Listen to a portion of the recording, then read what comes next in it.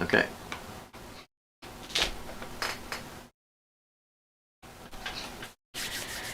Not getting it quite yet. Well, I just clicked the button literally a few seconds ago, so. Yeah, no, I hit refresh, but apparently hit refresh too soon. There it is. I'm here. Let's see how many people we get today. Since equinox is tomorrow, there's a good chance some people are doing their rituals today since it's a Sunday. So we shall see.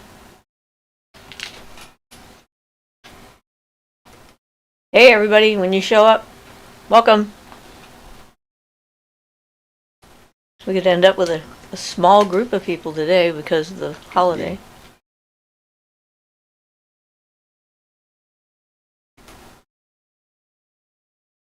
Opal, good day to you. Hi, Opal. Welcome.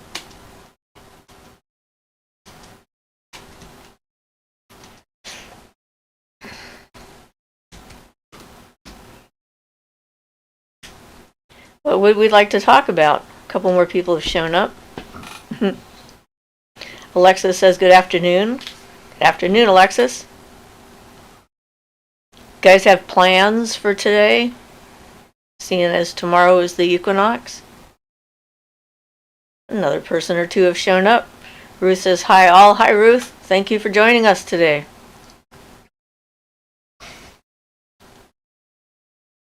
Rainy out today. It is rainy out. Hello from the NACO girl. Hi. Thank you for letting me know how to say that. Opal says, I'm getting ready to visit family tomorrow. Hopefully that's a good thing. It depends on the family. The Bone Whisperer says, hello, many blessings to you all from Miami, Florida. Hi. Lulu says, hello. Hi, Lulu. Good to see you all here today. Moonfire Dawn, hello. It's sunny where I am, finally. Oh, good. We had sunny yesterday, or mostly sunny yesterday, and really sunny the day before, so we thoroughly enjoyed it. We knew it was short-lived, but hey. Opal says, it is. I need to spend more time with them. Good. Because it all depends on your family. We know how complicated that can be. Thank you, Jono. Ah, Jono showed up too. Hi, everyone. You looked sharp in your video, Ian. Yes, thank you. Oh, and Erin says, hello. Hi, Erin. Alexis says, do you like to crochet? Apparently, because I do it a lot. Started off for, therapy on my hands from having shingles, even though I knew how to crochet already, but that was why I started doing it again. Marisol says, hi, everyone. Hi, Marisol. Joy says, hello. Sunny but cold today. Mary says, hello, all. Ooh, Miami sounds nice this time of year. I hope so. I think they're going to not get the entire cold snap that the rest of the country is going through right now, right above them. Apparently there's frost advisories throughout the south right now. Well, at least we don't have to worry about that so much. Thank goodness. We did have a frost this week, which was a surprise. I think that was Wednesday morning. And it's like, whoa, my car is covered. Well, I wasn't expecting that. But it's not been like that. It's been warmer since. Darlene says, hello, everyone. Hi, Darlene. Hey, we got a good group of people here. Yay. Yep. We weren't sure, being, just before the equinox tomorrow. Now I have to remember how to say your name. Haven't decided on what to do for the equinox yet. There was a local gathering plan that got canceled at the last minute, so I have nowhere to go. Aw, I'm sorry. We know how that happens. One year, the year we got married, we did a spontaneous thing driving down to Mount Shasta from where we lived in Medford, and got to place some things on the snow and just say hi. I mean, really, it can be as elaborate or as simple as you want. It doesn't have to be a full-on group experience, because... Yeah, I just wish from here Mount Shasta's a lot farther ways away. Well, now, yeah. 5 hours or we live in a more. completely different part of Oregon at this point. Jono says, I'm so excited about winter, I can't wait. My Maybon is always great because I'm so excited about winter. Yeah, because he is in South Africa, of course, and he is the opposite of us in the southern hemisphere. It's still the equinox, but it's just not spring. It's winter or fall, I guess is what we call it.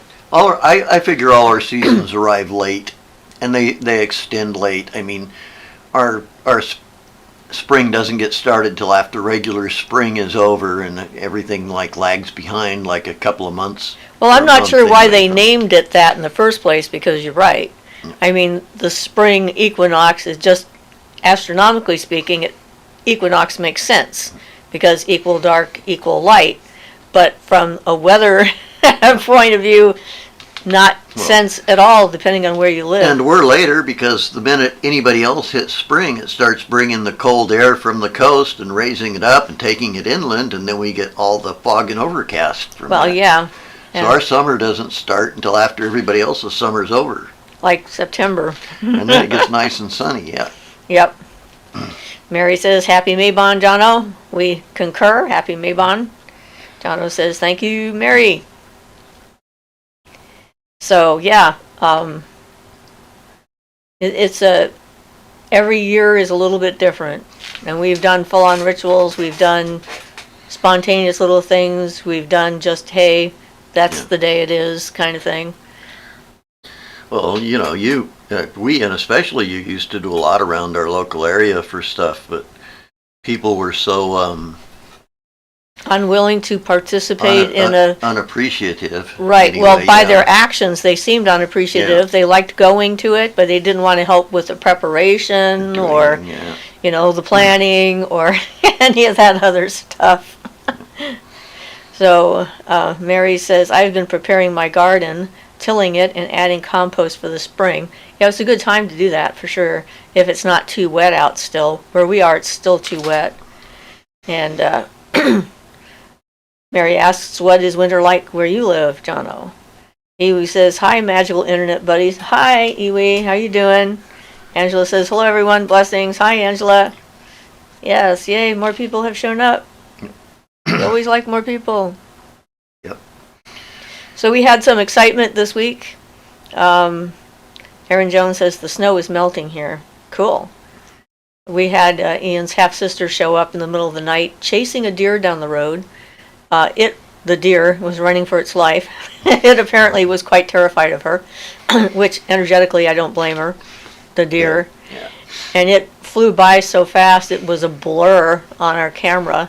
And then she ran by right after the deer and threw a sleeping bag on our granddaughter's hood of her car, which was very weird at like 1:45 in the morning. So we've been a little bit on alert, I guess, would be a way of saying that. So that was kind of like annoying. The deer happened to go in front of her, I think. Sorry, I preempted your...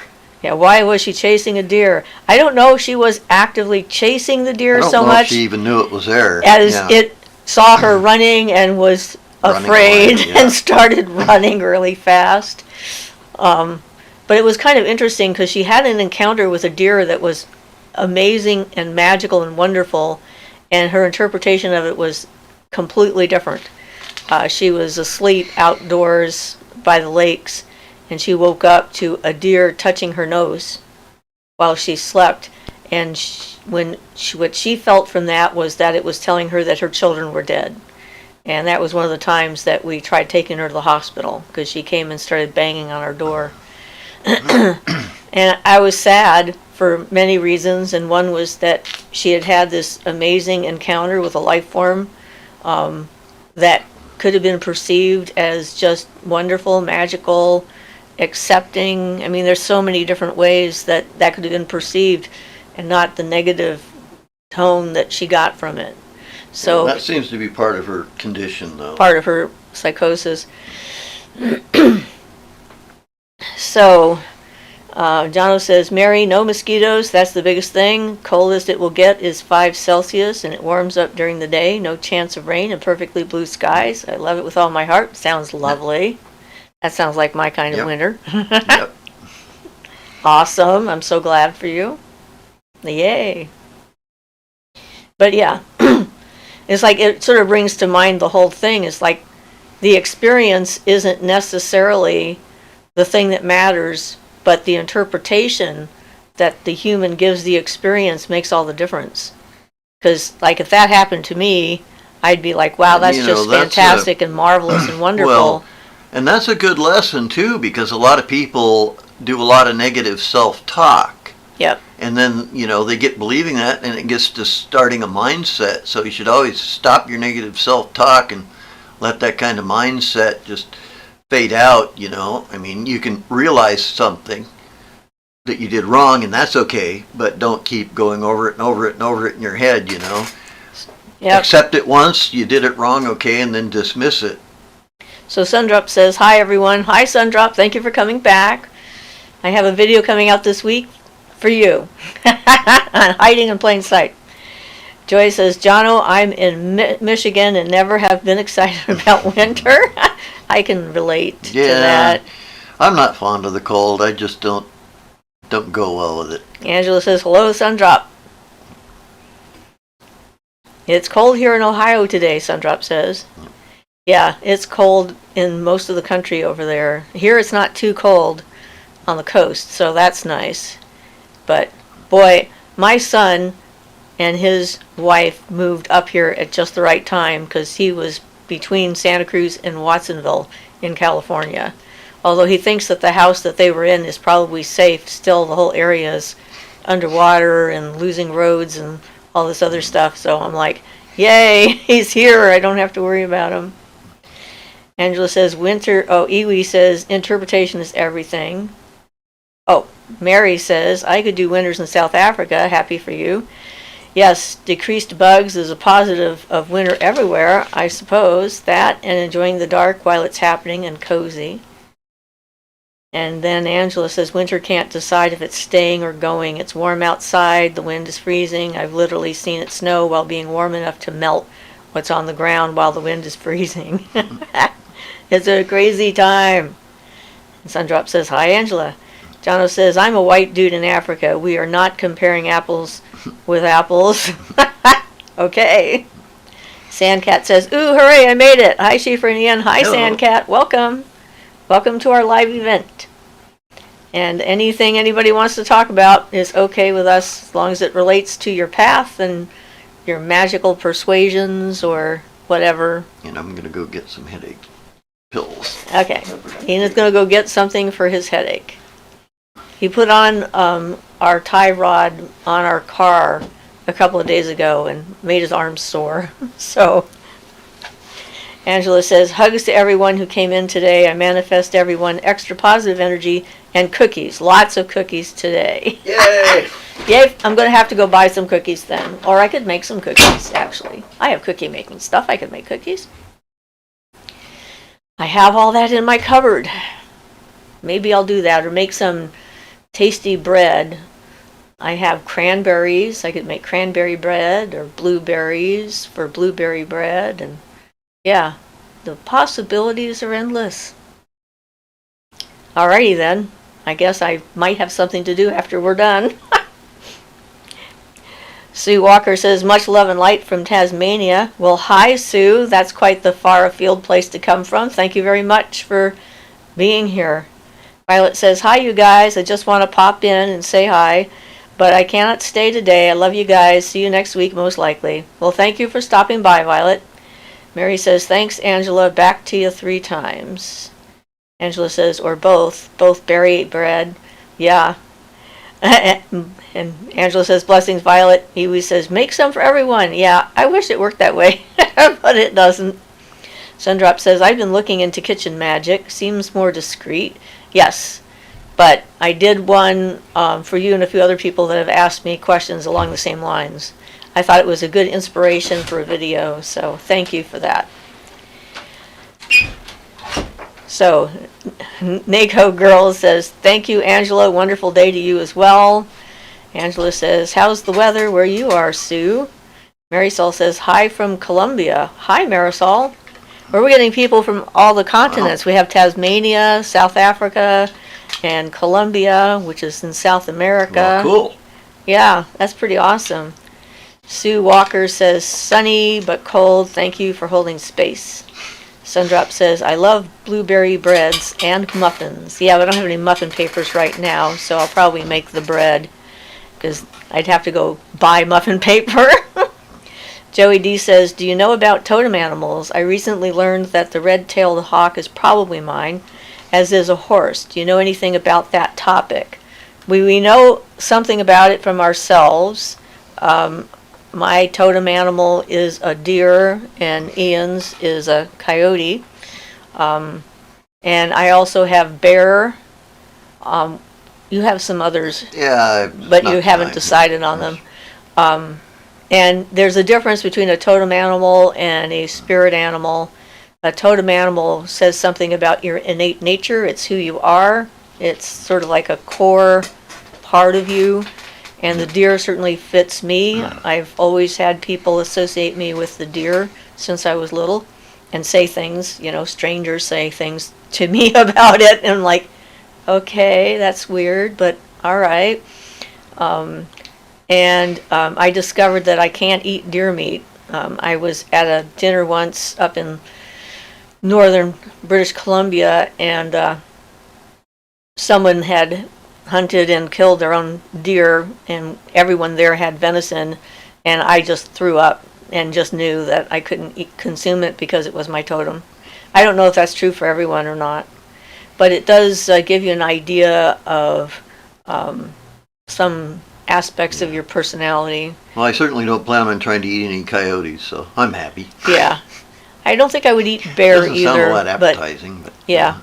I mean, there's a tribe in Alaska where there is one person in the tribe at a time who doesn't eat whale because they're the ones who the whales talk to. And the whales communicate like where they're going to be, who is the individual that they're willing to give to the tribe to help them survive. And sort of the whole attitude of the giveaway is a different kind of a way of thinking of hunting than the average person has. And the thing is if that individual ever ate whale meat, then they would lose the ability to communicate with the whale. So I thought about that when I had my reaction to the deer meat. And I don't know if it related or not, but it definitely informed my feeling about it. So Mary says, what are your thoughts of the witch's creed? Harm to none, and the energy you send out comes back times 3. Well, okay, I think that got started by Gardner. And one of the theories of why he said that was he wanted something that would put the brakes on witches because he was afraid that they'd get too powerful and just run around amok and do whatever they wanted to. Well, and that's kind of a little bit what happened in some areas around.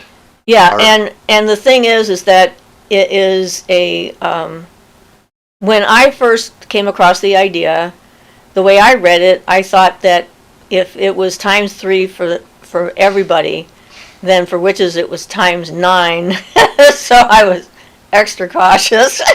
It's like, well, I don't want to put anything negative out there, but it is not necessarily a hard and fast rule. I mean, I think to me what it means is if you are more aware of what you're doing with your energy, you have more knowledge and more ability, then you are more responsible for your actions and for the consequences of those actions. And I think that's generally what it's trying to say. Yeah, it's not like somebody measures it out 3 times, but you'll end up with bad karma if you knowingly do somebody harm, that type of thing.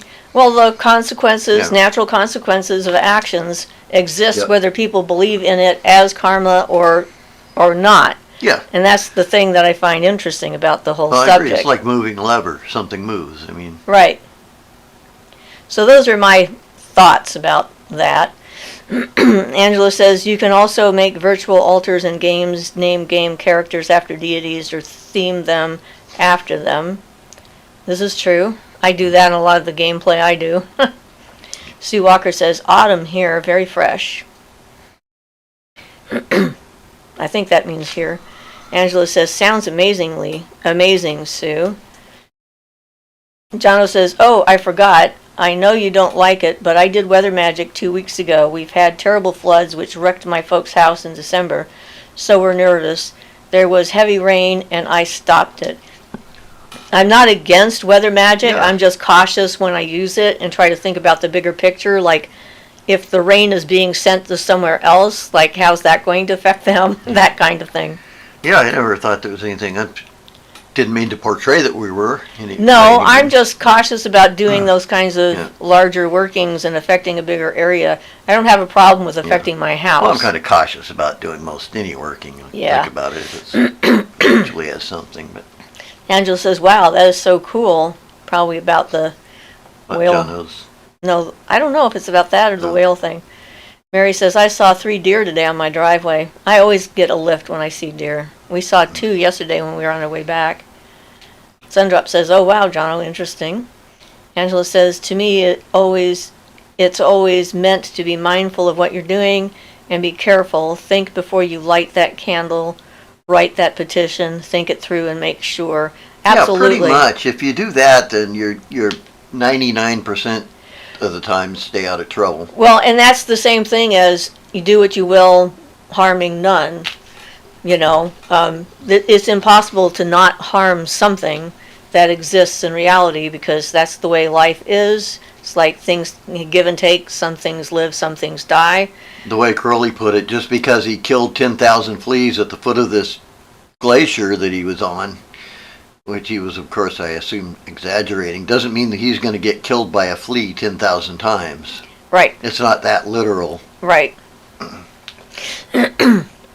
And so Joy says, how would you find your totem animal? Well, Ian did not know what his totem animal was until it came along and touched him on the nose and said, hey, you're mine.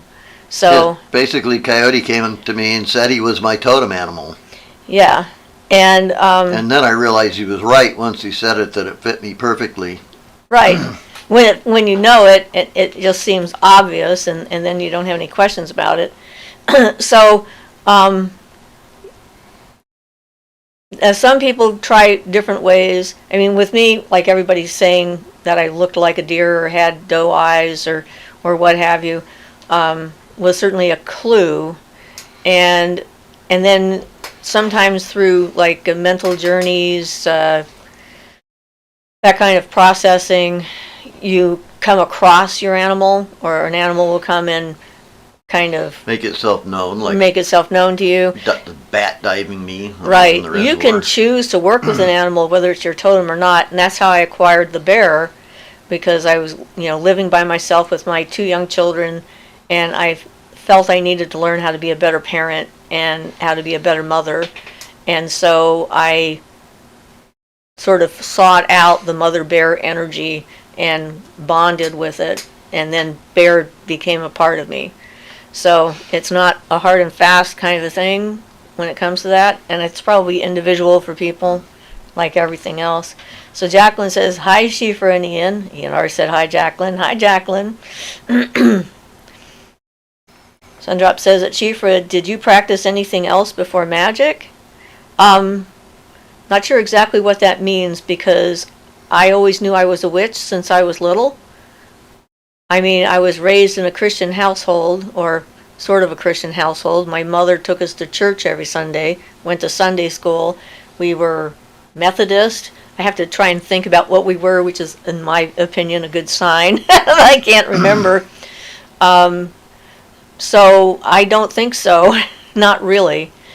Because there were a lot of things about that didn't fit. I had to work through that stuff when I went into, the shadow phase, to work through the things that had been implanted in me in this life, and figured out whether I agreed with them or not, or wanted to keep them or not.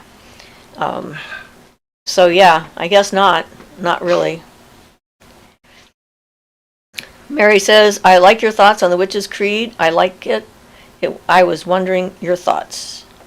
Well, good. Jacqueline says, I've held rain off for an hour or so I could complete a project. Yeah, we have held rain off so we can do a ritual. Or finish one or whatever. Right. Without getting We've done that for Beltane several times, and we've also done it for Lunasaw down at the beach. And the area just above us cleared out completely and was nice and sunny, where there was clouds everywhere else in both occasions. And in one time with Beltane, it was just the rain held off and waited. And it didn't start until we were taking things down. As soon as the ritual was over and we started to put things away, the rain came. So that was interesting. And when I went to the medicine wheel ceremonies in the Okanagan Valley in British Columbia, the first year I was there, one of the things that the natives had done was talk to the mosquitoes and ask them to stay away from the area so that we wouldn't be distracted by them, and could do our purification, our spiritual work, and so forth. And it worked. There was not a mosquito in sight, which I thought was pretty impressive. And of course, when we were done, they could come back. So sometimes it's like a deal. And I met a native from California up there, I think the 4th year I was there, whose tribe actually has an arrangement with the ant people. And in her tribe, they protect ant hills around their lands and go around them and so forth so that they're not disturbed. And in exchange, the ants bring out these small rounded pebbles and leave them in piles on the outside of the hill for them to use in their rattles. So it's really fascinating when I meet somebody who has something like that. It's pretty cool. So Marisol says, what is the name of the woman from your whale woman video? I wanted to look her up for more information. I tried to look her up and I couldn't find her. Her name was Jill Fairchild, and I did a bunch of searching before I did the video to see if I could find out more about her, and I couldn't find anything. So if you do find something, let me know, because I would love that.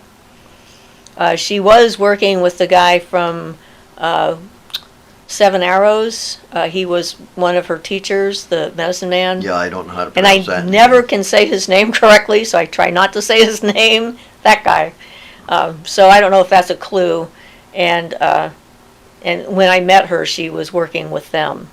So Angela says, it was about the whales. I took a trip to Alaska and talked a long time with a shopkeeper that was part of a local tribe. He talked to me about the carvings and sealskin things and native wood in the shop and how his tribe makes them and what they do with what they can't use. I hadn't heard the whale thing. That was interesting, yeah. I mean, I just thought, how cool is that?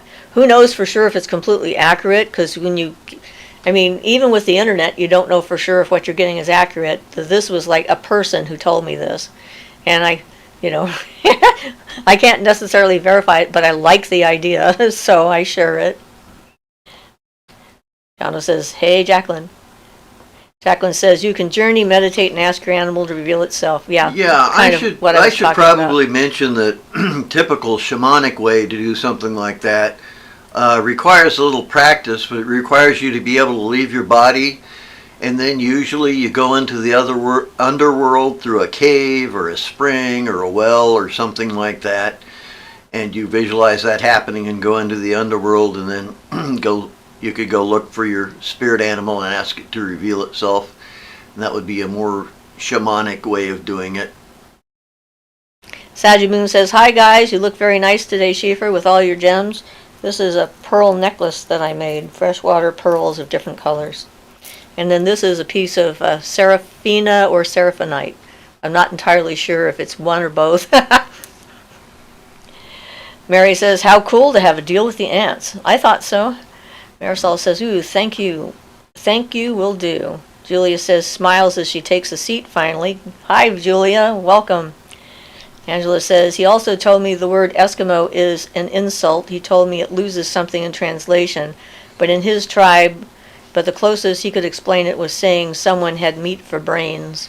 Well, Inuit is one of the words that they use, but I'm sure there's other tribes up there.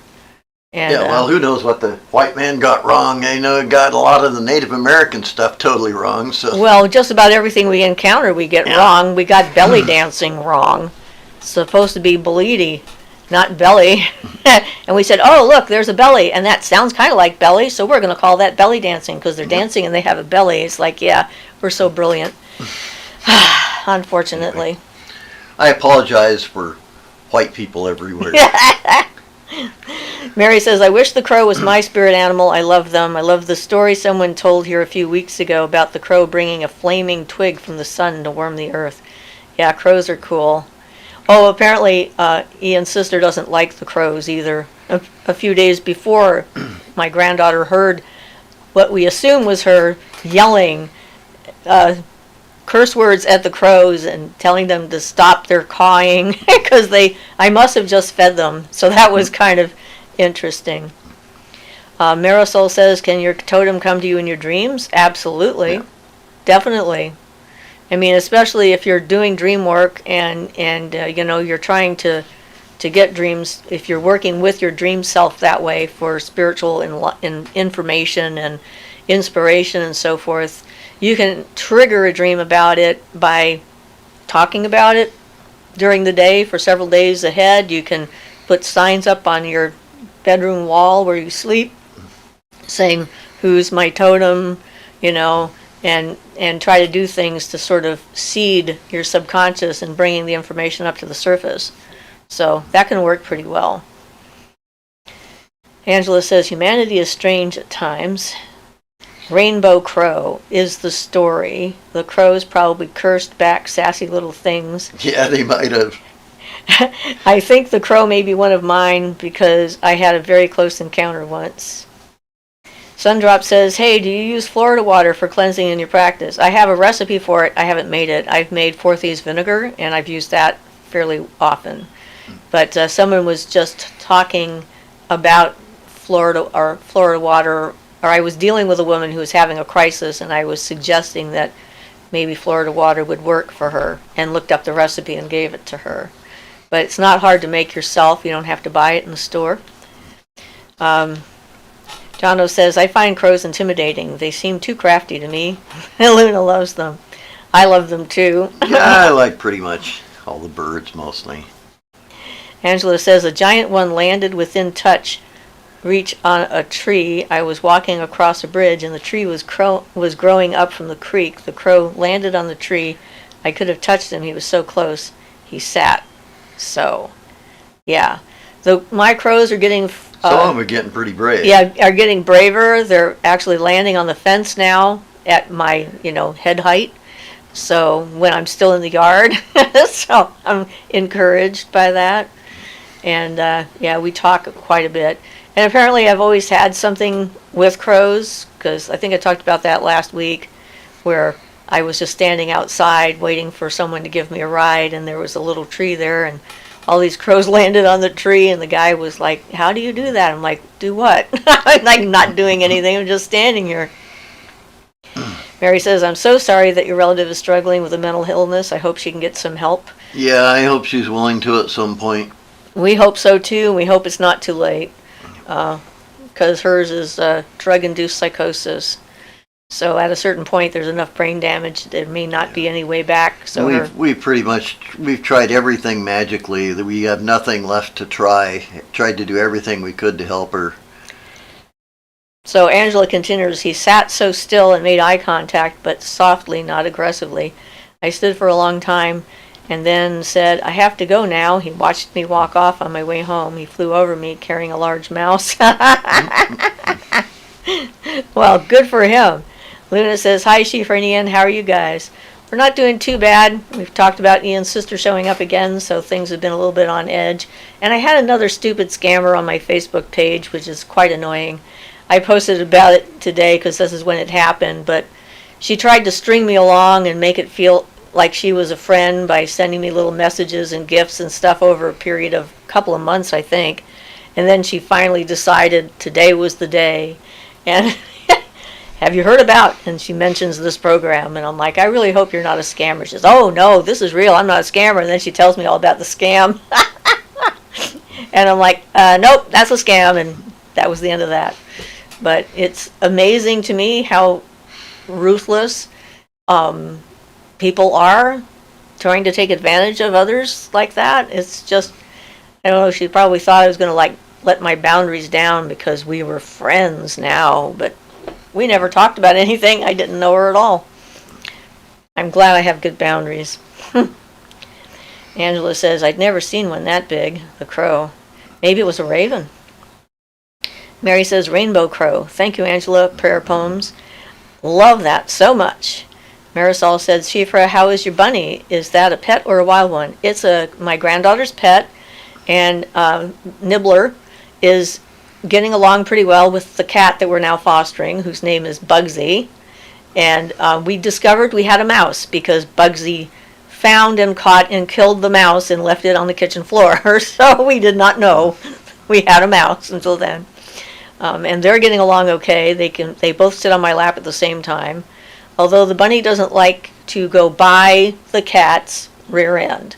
And if the cat is eating and is blocking the way between the fridge and the cupboard, the bunny will not leave the back room and will wait for the cat to go somewhere else. So yeah. And Nibbler is definitely not wild. He's been domesticated. He's been in people's care since he was born, probably. And my granddaughter rescued him from some horrible people that weren't taking care of him very well. So he's a much happier bunny. Yesterday he jumped on my lap and started licking me like crazy, which is their expression of affection, is licking their person. So that was kind of nice. I've been accepted into the bunny fluffle, which is what a group of bunnies is called, which Well, that's is what they ought to be perfect. called anyway. A fluffle. I'm like, that's the best name I've heard for a group of anything. It's awesome. So Angela says, so glad. I love the story too. Jacqueline says, crafty, yes, that's what I like about crows. Jono says, I once saw a crow fly over me with a whole chicken egg stolen from the neighbors. Well, they do like eggs. Sundrop says, I've taken a liking to bunnies now, going to redecorate with them. So, naked girl? No. No. Nako. Nako girl says, so sorry to hear about your sister, Ian. That sounds like a really hard situation for everyone involved. Yes. Yeah, it is. We've done everything we can do, so now we're just kind of putting up with it because, you know. We have no legal recourse, and we're just trying to protect ourselves. And we're on high alert, and we're making sure that we're always paying attention to our environment when we're outside. When she started doing this last October, when we had to call the police, I started to feel unsafe in my front yard where all my garden beds are, and so we picked up some locks for our 2 gates. So we're probably going to start using those again when we go out and start getting the gardens ready for spring, and make sure that no one can come in our yard. They have to jump the gate or the fence or whatever, and then we can call the police and have her arrested for trespassing. But yes, it is very difficult and annoying and frustrating and scary. Well, what do you do? You know, making. I magically have done everything morally that I can allow myself to do. You know, the only thing would be to do some black magic stuff at this point, and I'm just not willing to do that. So, kind of stuck in a holding situation for now. Angela says, people say I'm like a bunny because I'm intuitive and hear a lot and am picky about the energy I'm close to, and spiders react well to me. I can pick them up and place them. Well, maybe bunny is your totem. Luna says, happy equinox, everyone, north and south, and I hope it's not too cheeky and use this space to wish Jono a very happy birthday for tomorrow. Well, happy birthday tomorrow. Birthday. Nice day to have a birthday on the equinox. Yay. Straddling the worlds between the light and the dark. That's pretty awesome. Mary says, yay for another cool crow story. What a trip with a mouse in their mouth. Angela says, back on their perches, I had one choose to go down into my hair and relax. My coworker said, you know you have a spider in your hair. I said, yeah, I'm fine with that. It's an orb weaver.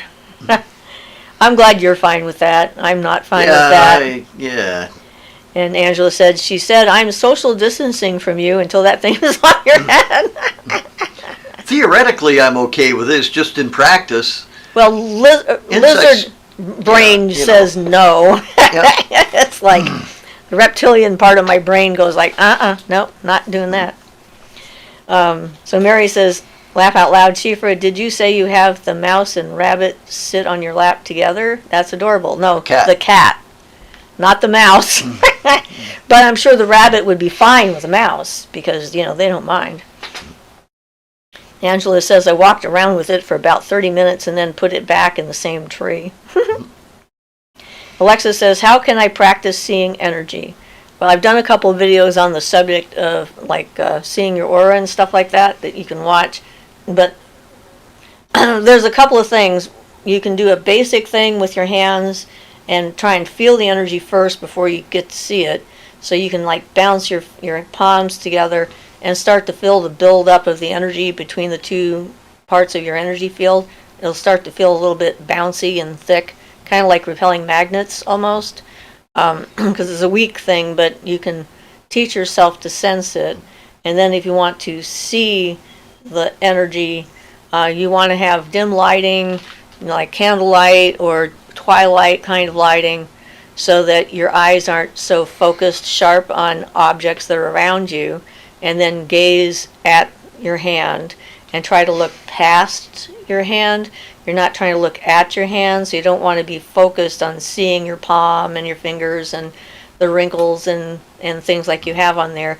You want to soften your eyes and kind of make them go out of focus, and then wait and see if the colors start to emerge.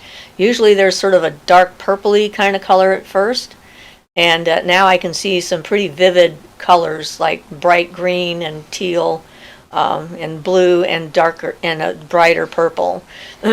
So it just takes practice, and you're trying to teach your brain to not ignore input, because it's been taught to ignore specific input, and seeing colors around people is one of the things that we've been trained to not see. So it takes a little bit of time. And you can do that with trees outside.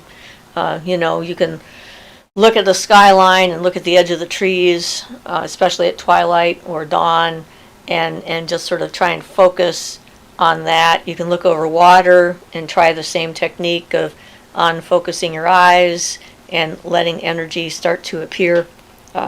It can be startling when you see it the first few times, because there's a part of your brain that goes like, "What's that?" and your body goes like, "Ah!" Sort of briefly. But the more you expose yourself to that and the more you do it, the less that has an effect. And then you can just start enjoying the process. At least that's how it was with me.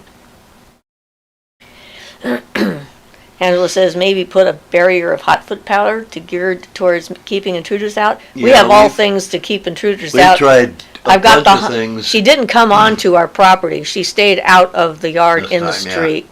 So it was after the last incident I did those the hands, or Hamsas, whatever. I did a video on how I made them and what I put on them and stuff. And those so far have worked to keep her off of our lawn. Yeah. And that's why we can't call the police, because she didn't actually trespass. So Catherine says hi. Hi, Catherine. Oh, Jono says thank you, Luna, for the birthday wishes. Alexis says, I did a meditation to see my animal guide and I saw a bunny. Well, that's pretty awesome.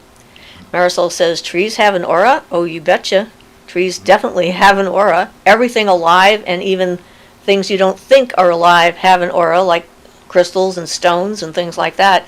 An aura is created by the vibration of the energy of the particles running into each other and stuff like that. It's like, if it exists, there's an energy field. And the more sensitive you are, the more likely you are to be able to see it. And I met the spirit being of one of my crystals once. It showed itself to me. And I knew it was it because it had the same shape as the crystal. So that was interesting. So Dot Hacker says, does it ever look like static, especially in blue sky? The aura around things, that is? Yeah. And in a blue sky, when I look at a blue sky, I describe what I see as sort of like gray popcorn. Before I start to see actual beings. So it can start off as static. When I was younger, I would get this geometrical shape, moving geometrical shape, where things were coming in from all directions and going into a center like this, and then disappearing, and then coming back like this, sort of like a mandala kind of shape. And that was the first thing I saw when I looked at a blue sky when I was younger. And yeah, one of the first things. I also saw the moving orbs of energy and stuff around the trees. So an Echo Girl says, speaking of dreams, to loop back to what you said about priming oneself to meet totem animals, do you have any tips or tricks to induce lucid dreaming? Well, lucid dreaming is going to be, again, something that you can program yourself to have by creating a trigger in real life. Journaling. And one of the triggers that you can do is like every time you walk through a doorway, you stop and you say, am I dreaming? Or every time you look at a clock, a timepiece of some kind, or in this case your phone, am I dreaming? And, find something that's a normal activity, and when it shows up in your dream, then your mind will stop and say, am I dreaming? And then you'll know that you are. So that's one of the tricks. Catherine says, any plans for the new moon or the holiday? Well, apparently my plan is to make us some tasty treat. Because, cookies were mentioned, and I'm going to make some nice bread. The holidays are all about feasting anyway. But no, we're still kind of not engaging in group activities with other people. Not only did we lose touch with a lot of them because of COVID, a lot of them turned out to be not actual friends, which became obvious because of COVID and other things that came out. And so, I'm focused on doing this for you guys and trying to be a source of hopefully reliable information, at least an interesting place to find stories, and make you my larger community out there, and keep ourselves, as an empath, we need to have downtime as well as engaging with others kind of time, and this makes it easier, I think, that way. Sort of interesting. So Angela says, my favorite tree feels like she's starting to wake up for spring. I came by and gave her weekly hug, got a bigger energy response. It was like, oh, hey, morning. Yeah, and the deciduous trees are waking up right now. In the wintertime, the coniferous types, the evergreens and so forth, are the most aware and awake trees in the forest, because the other trees are sleeping through what's going on and conserving their energy and so forth. And that sap starts to move, and the energy starts to come up from the roots and go back into the branches and to make leaves and stuff like that. You can definitely feel a shift in the energy. Neko Girl says, I've only had 1 or 2 lucid dreams and tried tricks like pinching myself regularly when awake, but nothing so far seems to work. I'll keep at it. That's the thing, everything takes time. Danilio says, actually, this is girlfriend Ellen, not Danilio writing.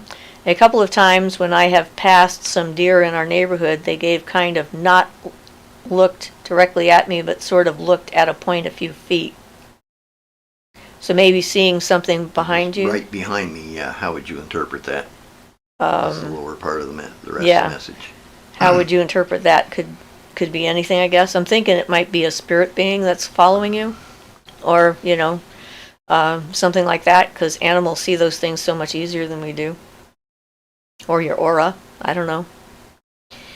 Mary says, I was walking today and just one area in the distance looked pixelated. It was directly under the power lines, so I wondered if it had something to do with the power lines that I was seeing.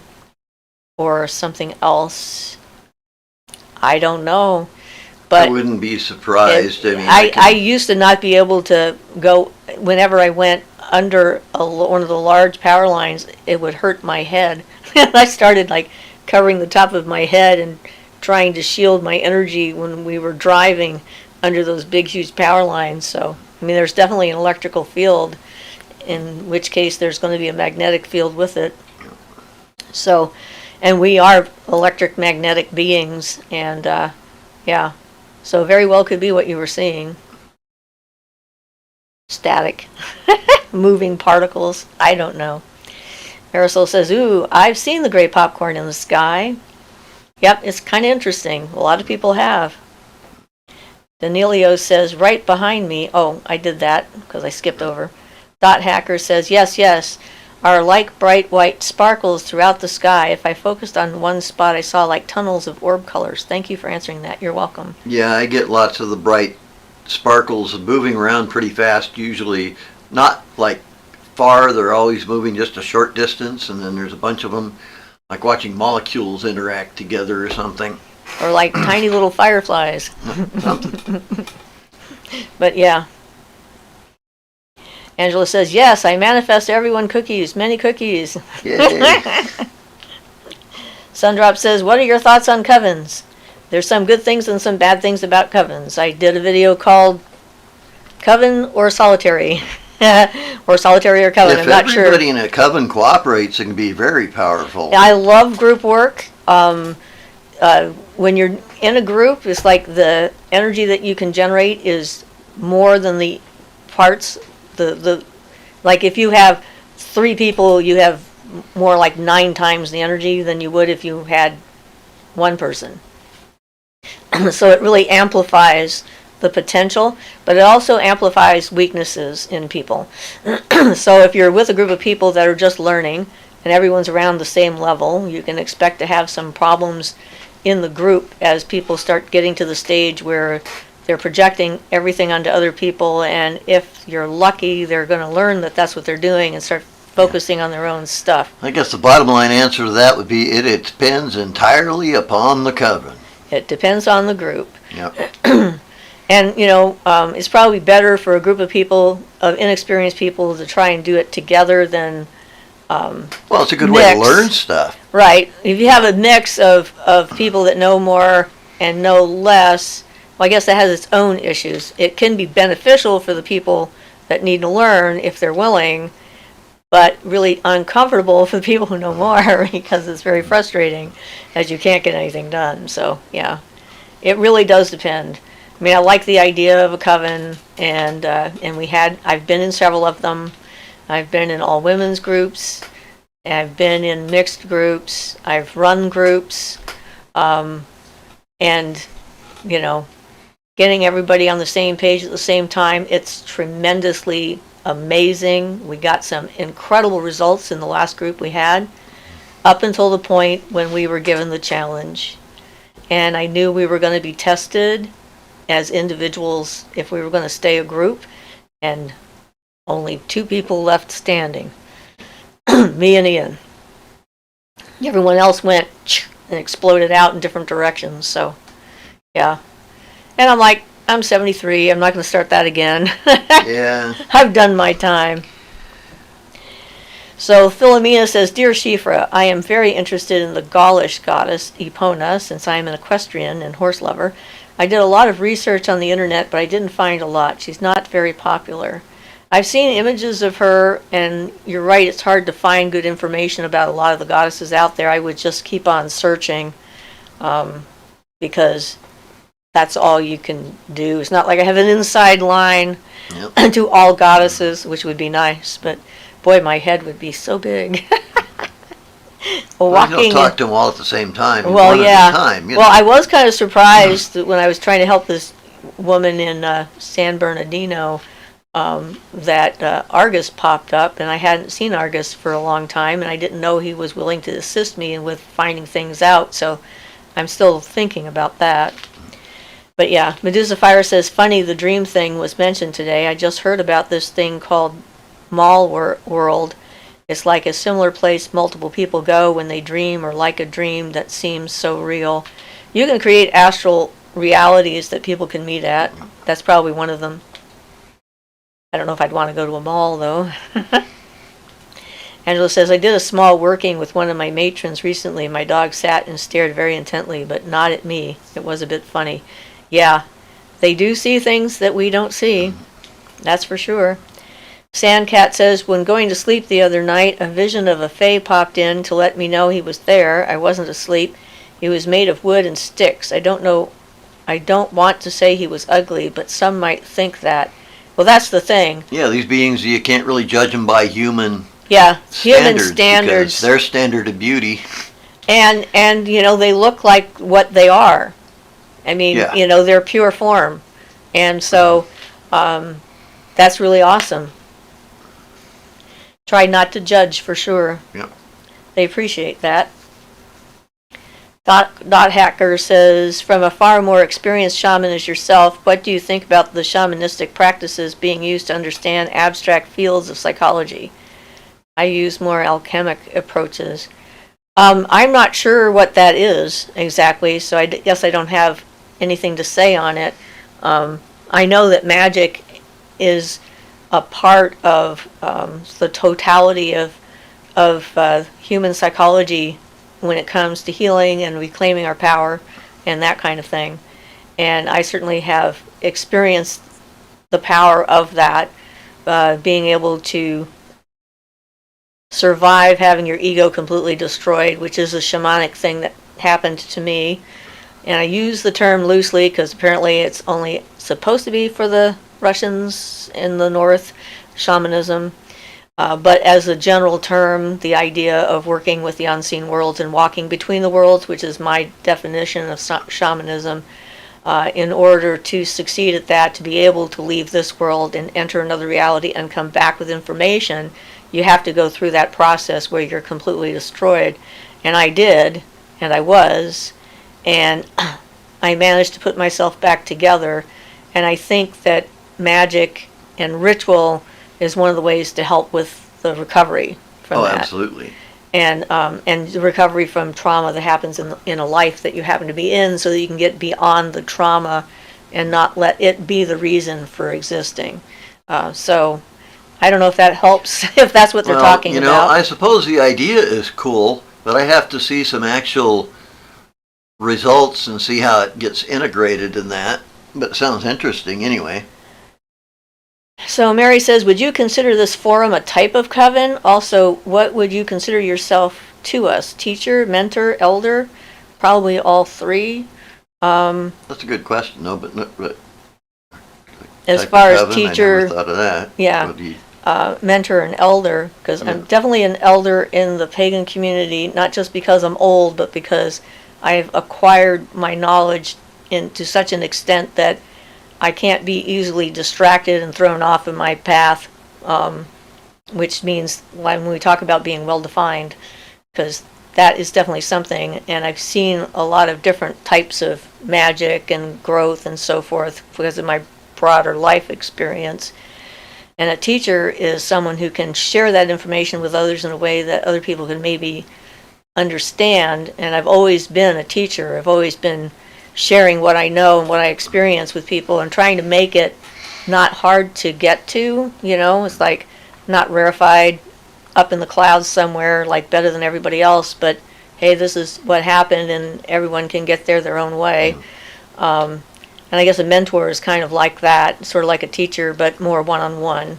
And I do have a few mentorships that I'm doing at the moment. So we'll see how that goes.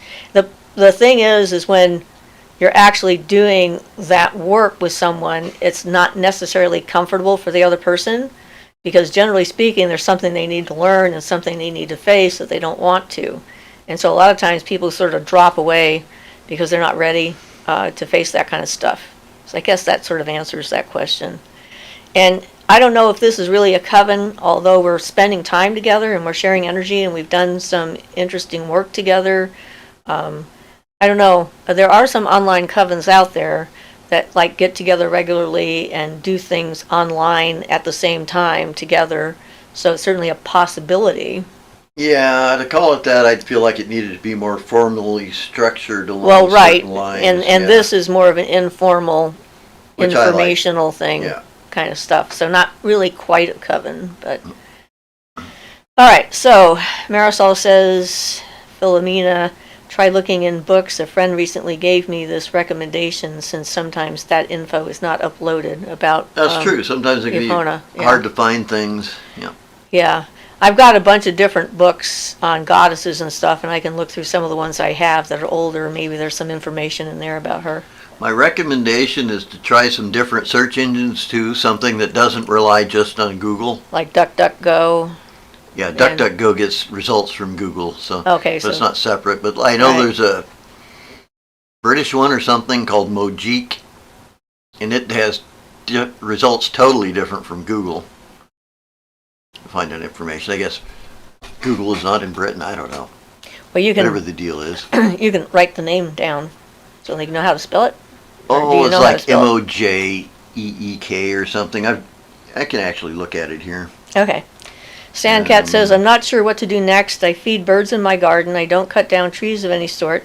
I let my garden and trees grow how they want to. Maybe my fae likes that. Maybe it does. But sometimes, trees need to be trimmed in order to grow better. So it's going to depend.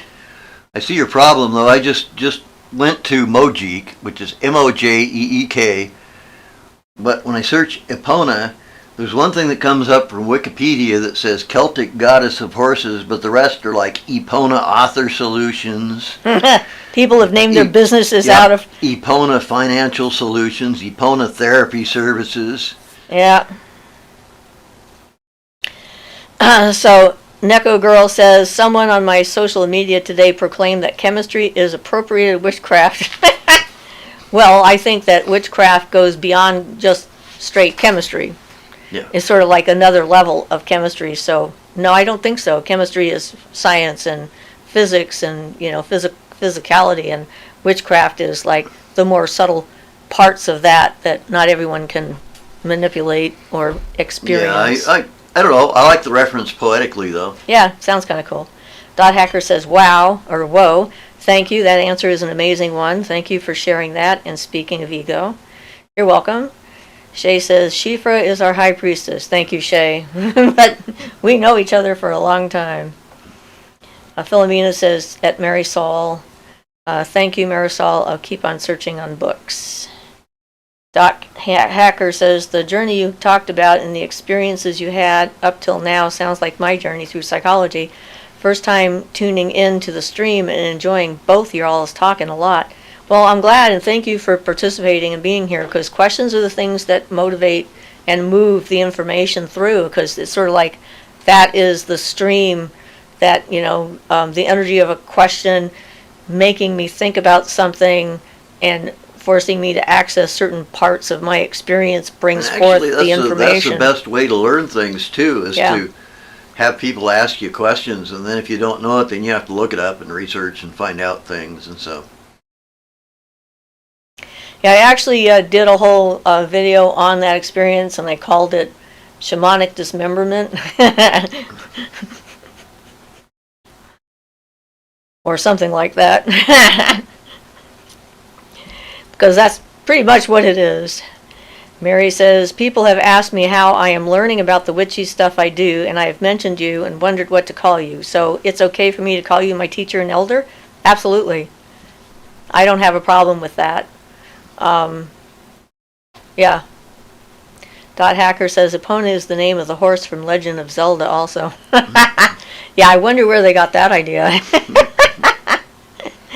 Mary says, oh, do I call you our high priestess? Well, Shay calls me her high priestess. So, definition of a high priestess is someone who knows what they're doing and can recognize energy better than, and like lead the group towards greater energy. So maybe, I suppose. I certainly have performed that role in groups in person because I'm that more sensitive to energy, and I can multitask when it comes to energy, like lead a group in a meditation and then see what their energy is doing, whether it's working or not, and where their blockages might be, and so forth, which is quite a different kind of skill to be able to do those things simultaneous. And not everybody can do that. I don't know. But I don't want to be too highfalutin. Dot Hacker says... Technical term? Yeah, highfalutin is a technical term. I will go watch that video sometime then. Yeah, it was a very intense experience for me, and I basically was psychotic for a period of time. Julia says, yes, I looked up and found out about the cruelty-free making of silk the other day. Yes, you did, and someone did it last week, so that was kind of nice. Sundrop says, I also like Hearth Witch. She does live streams for questions and answers. Well, good. Good to have different sources, because it's an individual path, and so no one person's going to have all the answers that you need, and that's the thing. It's both the best thing and the worst thing about this is that we don't have a single way of doing things. Therefore, there's no one source you can go to and say this is how it is, because it makes you more. You have to be much more personally responsible for your path and making your choices and decisions about what you want to do and how you want to be. And there's no wrong way to go about that. It's a huge learning curve, and that's why I talk about being well defined. Every time the universe presents you with a choice to make, you're deciding which path you're going to follow, And so I see every choice like that as important, whether it's little or big choices. It informs the universe about my nature, my heart, my spirit, who I am, what I can do, what I'm willing to do, what I'm not willing to do. And that's how I communicate with the universe, and it knows who I am. And so think about that the things that I take up magically are things that someone has put in my path, and then I've looked at it and decided whether or not I feel competent to deal with it or help with it and pick it up. And a few times I've left them where I've found them because I didn't feel like I could do an adequate job of taking care of the situation. But that's the thing. It's like I don't go looking for this stuff. It comes to me. That's how me and the universe sort of get along. and it's a weird way and an interesting way, but it's my way. So Mary says, "Thank you, Siofra. I am honored to have you as a teacher, elder, and high priestess." You're welcome. Marisol says, "Siofra, can you talk about initiation into the craft? I feel like I saw a video about it of yours, but I can't remember, and I like the idea of it, but I don't know how I would go about it as a solitary." Okay, so there are different ways of thinking about that in the pagan community. One path says you can't initiate yourself because you have to have an initiate initiate you. I say, who was the first initiate? Because somebody figured this out. So someone had to be initiated by a higher power, a higher source, a spirit being, a god or a goddess. It takes more work than if somebody can just pass it on to you. But. Right. But it can be done, and absolutely. I think that initiation into a group is a specific kind of thing. That purpose of that initiation is to join you with the energy of the group. Each group, mind or whatever, has got its own stream of energy that it's built up and tapped into. And so, if what you want to do is to tap into that energy, there are certain conditions that each group will have to allow you to do that. When I was offered a Wiccan initiation by a local high priestess in our area, I wasn't sure why I wanted it, and I wanted to think about it because I'm that kind of a person. I want to do something for the right reasons or not do it. And when I told her I wasn't sure whether it was the right thing for me or not, her response told me I didn't want to do it. Because her response was basically, do it and then you'll understand it. And I'm like, no, that's not me. So I didn't do it. And then she became an enemy, which was weird. Thought we were talking shit behind her back. I mean, just all kinds of stuff. It was very strange. But apparently I was right. It was not the right thing for me. And so, there are, it's easy to find certain types of Wiccan initiations online. You can look at them and see what they're like. But there's lots of different groups that do it. Masons have their own forms of initiation. Each group has sort of got their own thing. The idea of a real initiation is to give you some kind of a death of your ego or your path or whatever, and have you reborn into like a new energy field. And even though the group that I was with did not necessarily know that that's what they were doing, when they initiated me, even though none of them were initiates, it worked. It totally worked. It completely transformed me. And I suddenly realized that I had the power to decide what I was going to do. If I was going to stay outside, if I was going to go inside, whatever choices I was going to make. And that was my initiation with a group of people. So it's going to vary a lot. And I think some groups like to do it in order to subsume your free will, and you give over something to them. Well, the negative kinds of things that happen.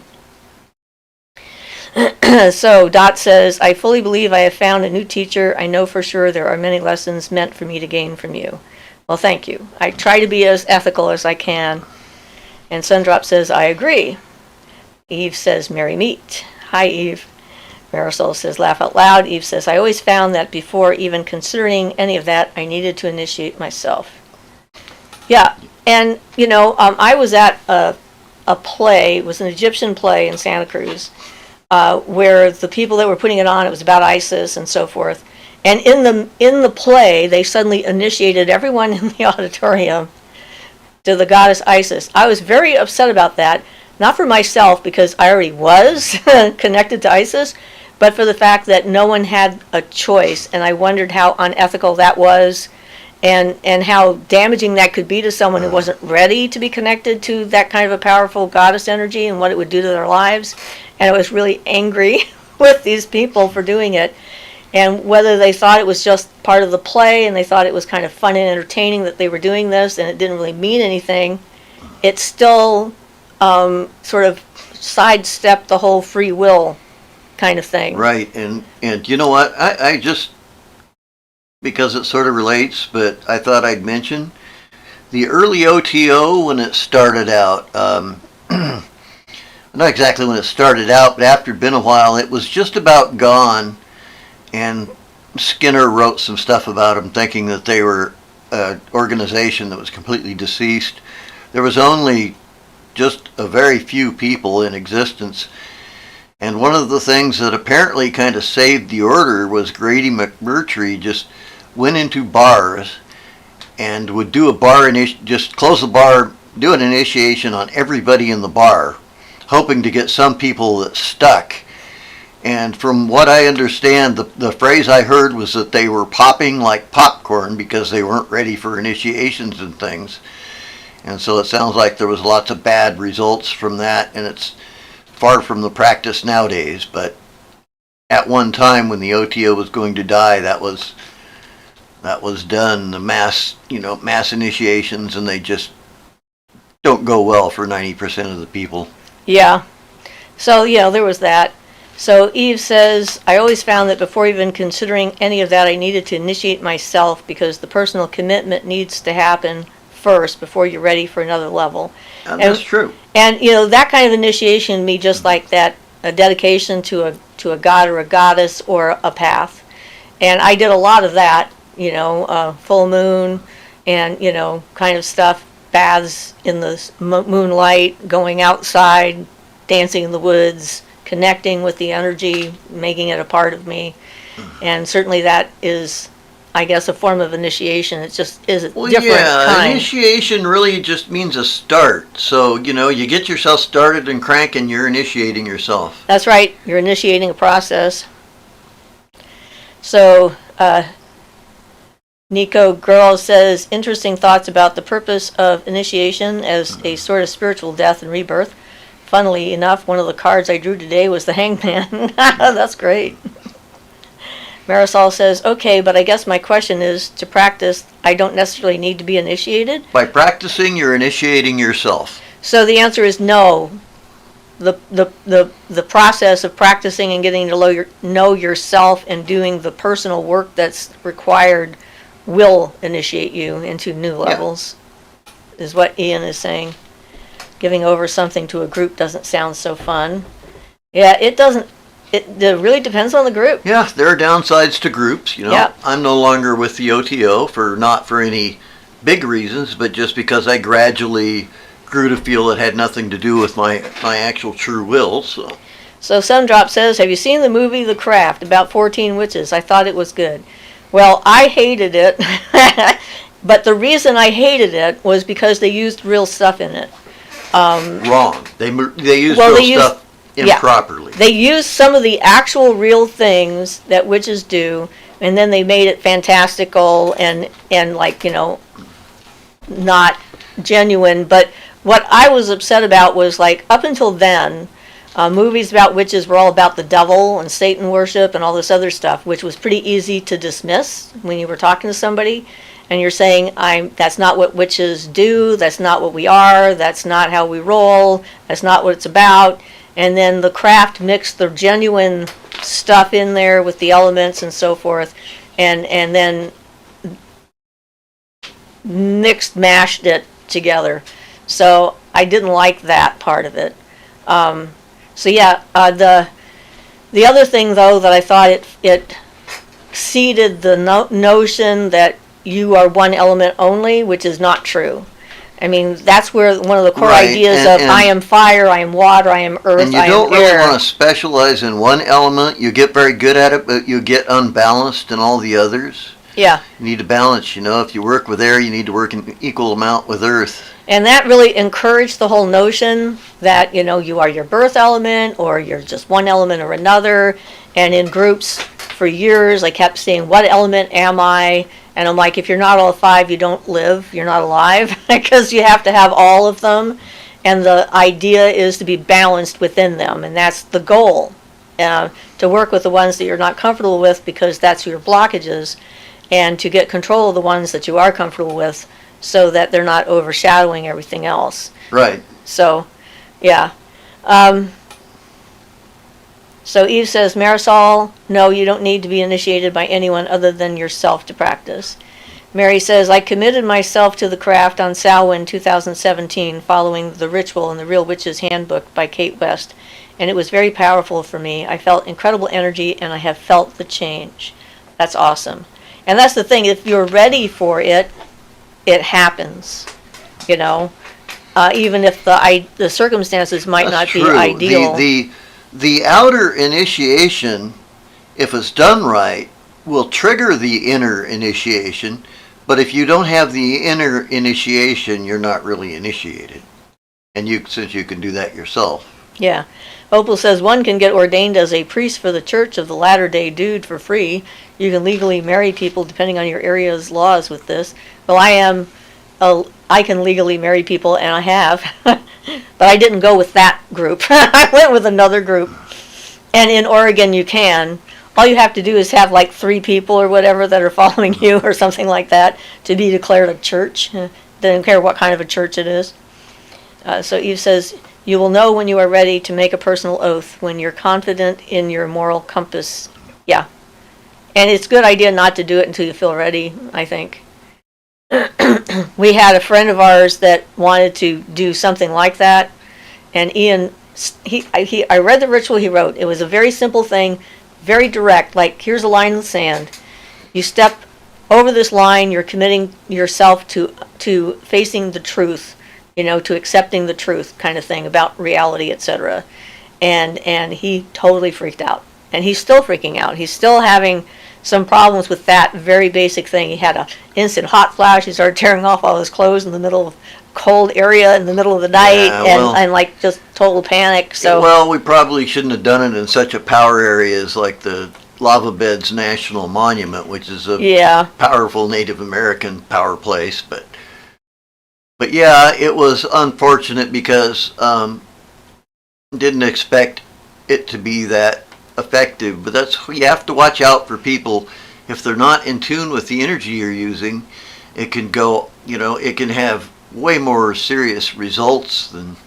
And you don't always know that that's what's going to happen. Yeah, it seemed very simple and harmless, and right. I ran it by Siofra for that reason, to just ask and make sure, is this okay? Is this basic enough? And it seemed basic enough to me. Apparently it was. But apparently the idea of opening up to that was way, way more intense than we expected. So what people say with their mouth and what happens in their spirit, not always the same. Well, yeah, and he didn't know, and I mean, he hadn't done any ritual stuff at all before like that. Yeah. So Marisol says, thank you, Siofra and Ian, that makes a lot of sense. And thank you, Eve. Eve says, you're very welcome, Marisol. Oh my goodness, Eve says, I am so with you, Siofra, on the movie front. Yeah. Marisol says, that's awesome, Mary. Eve says, I didn't like that they included real stuff explained improperly. The craft absolutely made all of the actual craft very confusing. Yeah. Opal says, what about the movie Practical Magic? I rather enjoyed that because it had actual consequences and they didn't moralize about them. And I thought that part of it was perfect. That you do magic and you don't know what you're doing, and then something goes wrong and it's up to you to fix the mistakes that you made. But I was kind of annoyed by all of the women in town with the brooms. It's like every woman is a witch. It's like, I'm sorry, it takes a lot of work and practice to get there. And, just getting a broom and banging it on the floor exorcise this evil spirit out of this woman is not exactly. We both enjoyed the movie, though, anyway. But, yes, we enjoyed it anyway. But, yeah, it was like, yeah. Anyway. But, that's the way it is. Sundrop says, do you think the reason some people have had bad experiences in witchcraft is because they don't protect themselves? They jump in too fast before learning? Well, I would think it's more likely that they haven't grown enough in themselves and they're not willing to face their own fears and anxieties and learn what projection is. And so then they attract to themselves negative experiences because they haven't done the work yet. Their personality is still kind of fractured. That's a lot of that. But protection is definitely something to learn. We have plenty of protections. It's protection for us from other people's energy, not to protect us from like demons or things like that. It's more people's thoughts that get annoying at times when they come rattling in. And, taking responsibility for our own energetic care. So yeah, that's kind of what that's about. But, people are often afraid of doing the wrong thing. And it's the fear of doing that something bad is going to happen that usually opens the door to something bad going to happen. Like everybody being afraid of mirrors in their room that's opening portals to other dimensions and things are going to come through and get them. Yeah, mirrors don't work that way unless you make them that way. They're like, yeah, it's an on-purpose kind of thing. But if you're focused and fearful of it, then you're sort of making it that way. You're accidentally creating thought forms that can cause those problems, yeah. So Eve says, the one part in the craft that was the absolute most accurate is when Sarah goes to the witch shop for help, and the wise woman encourages her to invoke the spirit, and she is apprehensive. The woman in that shop, I could see her energy when she was doing the thing, and pulling the energy down and charging up the item. Don't remember what it was now, but I could see it happening. She was actually a real witch, and I confirmed later that she indeed was a witch. So yeah, Opal says they were all using their natural authority, hopefully. Eve says, Sundrop, I love charmed and practical magic as much as the next witch. However, I will tell you one secret. They're not real. It's not the way it works, is my guess. It hasn't come through yet. But yes, I mean, the charmed ones got a lot of people interested in magic and witchcraft, but a lot of people think it's easy, fast, and simple and straightforward, and you just like go in and this stuff happens because you're a natural, etc. And it's not the case. No matter how much of a natural you are, there's still always work to do, always things to learn, and that's okay. That's part of the process. I haven't arrived at the end of my path because I'm continuing to walk it. And it's like, everything that happens in the moment, in every word and action and interaction with the universe and spirits and stuff like that, creates it as it goes. So, and some of it is pretty cool. I've had some pretty incredible experiences, there's no doubt about it, that would have been like something that happened in Charmed, but they are few and far between. And the forces that be have got to really arrange things in order for that to happen, and it's pretty amazing when it does. He says, the Book of Shadows is not a book of spells, it's a book of secrets about what lies within you. It is for your eyes only. Yep. Yeah, we still use the term in the common sense, though, just to mean a book of spells a lot of times, because just when we want to refer to it, it's convenient. Well, I have written some things in my Book of Shadows of things I've learned that are spells that I've done that have worked. Well, if I could only find it now. I don't really use the term myself. Yeah. I have a diary of my meditations and things that I do, and I write stuff down. Well, I had a funny thing because I bought a book that said Book of Shadows on it, and then some people came over to our house and they saw it and they went, she has a Book of Shadows. Like, there wasn't anything in it. It was empty. But they were like way impressed, and I'm like, okay. These people are really freaking me out. Don't judge a book by its cover. Yeah, right. You need to know the contents. There might not be anything in it. Yep. So yeah, Eve says, because once you know yourself, you know how to operate. And that's the thing. We all have slightly different ways of engaging. And it can change. Well, and it's a process for You're everybody, just starting out. Change. Just starting out with your path. What you learn now, 30 years from now, you may be doing something completely different. But what you learn now will still be there, sort of foundational, as far as helping to shape the way you see the world. But it's not the things that we do And the way that we do them that matters so much is the fact that we know and understand that we're doing them. And it's like, that's why we don't have a single book or a single set of rules or anything. Well, and you know me, I take from all kinds of different religions and things that, because frankly, I find there are a lot of very powerful techniques and meditations and different cultural things that are very valuable in a personal practice. So he says that is why the Book of Shadows is so highly sought after, because it reveals your innermost truth. And should another get a hold of it, then they know your strength and weaknesses. I don't know if it would do them any good with me, but yeah. Right. Well, I might add that Barden has you do a black and white mirror, which is basically the same information about how to change the character traits and things you need to change, specifically in that case. Ruth says, my Book of Shadows is in me. Krista says, I've been studying the Necronomicon. Is that how you say it? Yeah, it is not real. It's completely and totally made up and has absolutely nothing to do with witchcraft or magic, in my opinion. I've read it. And it's just a fiction book that somebody put together because Lovecraft mentioned it and they wanted to make it real. But I wouldn't use it as a foundational book of practices or anything like that at all, personally. Feel free, but that's my opinion, which is why you asked me the question, right?